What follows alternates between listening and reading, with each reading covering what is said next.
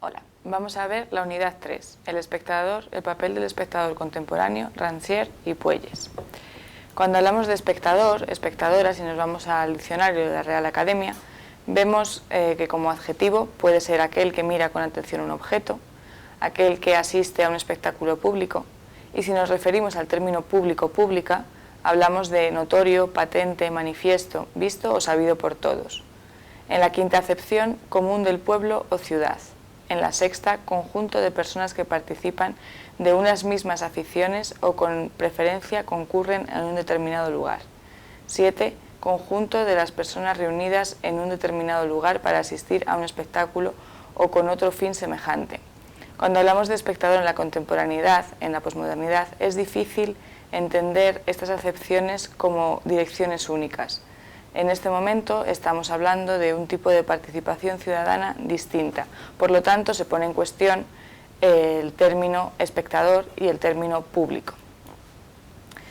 En la posmodernidad, cuando nos referimos al espectador como una figura en la que nos apoyamos, éstas se encuentran en entredicho, es decir, no podemos atenernos a los cánones clásicos de lo que se entiende por espectador. Ya no estamos en posición de otorgarle una actitud pasiva y reservada, sino que tenemos una actitud activa, participativa y bidireccional. Es decir, la relación con la cultura no es unidireccional y no se guarda una distancia, sino que el espectador se sitúa en el centro mismo como actor protagonista, en el que participa de la propia cultura. Es aquel que decide, que crea y que diseña su propia experiencia cultural. A continuación vamos a ver estas características de la mano de dos grandes autores, Rancière y Puelles, que nos ofrecen hojas de ruta y mapas para guiarnos en el conocimiento de esta figura fundamental para entender cuál es la vivencia cultural en el siglo XXI. Por definición, el arte pretende comunicar una idea, un concepto, una sensación a otra persona. Nos permite ofrecer una mirada diferente en relación a un hecho cotidiano o grandilocuente, pero siempre con una sensibilidad distinta a la que consideramos como corriente, como cotidiana. Este dato remite a la posibilidad de utilizar el arte para la comunicación de conceptos, de lecciones que pueden aprenderse de otra forma que leyendo un libro y que apelan a la parte más creativa de la persona. Significa que el teatro es una forma comunicativa ejemplar. Así, en El espectador emancipado, texto de Jacques Rancière, nos hablan de cómo el teatro es una manera en la que comunicarnos nos resulta muy fácil.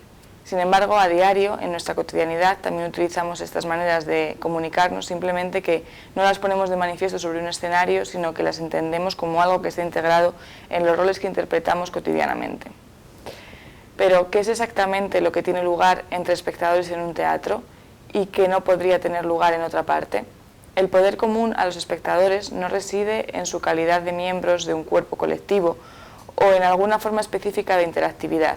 Es el poder que tiene cada uno y cada una de traducir a su manera lo que él o ella percibe, de ligarlo a la aventura intelectual singular que los hace semejantes a cualquier otra en la medida en que dicha aventura no se parece a ninguna otra.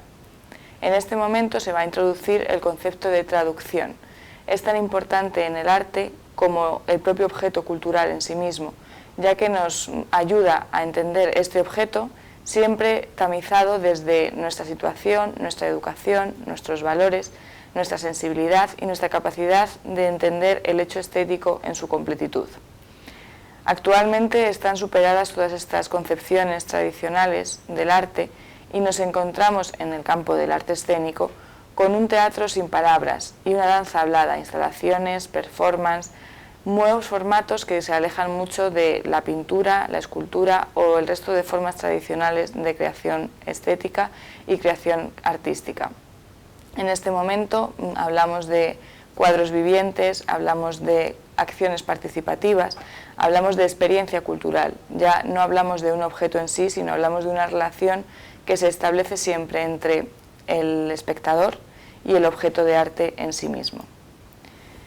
Puelles, cuando nos habla sobre la mirada del espectador, nos habla de esta mirada como un eje de la observación, un eje de la recepción por parte del público.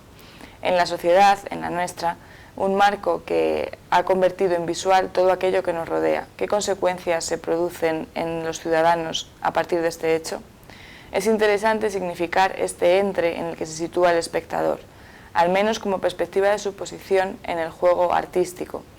Aunque podemos ser más partidarios de verlo como una línea que fluye entre lo que se ve y quien mira, el eje que da sentido a la obra no es entre el artista y la obra, sino que se expresa entre la obra que se sitúa en medio del artista y el espectador. Es aquello que pone en comunicación a ambos, pero no perdamos de vista esta concepción que de alguna manera toma a la obra como centro de la creación y la comunicación. Es decir, nos alejamos de los cánones clásicos en los que se establece esta relación unidireccional de la que hablábamos, en la que hay un artista que desea comunicar algo a un espectador a partir de una obra que será el código que utilicen entre medias de ambos.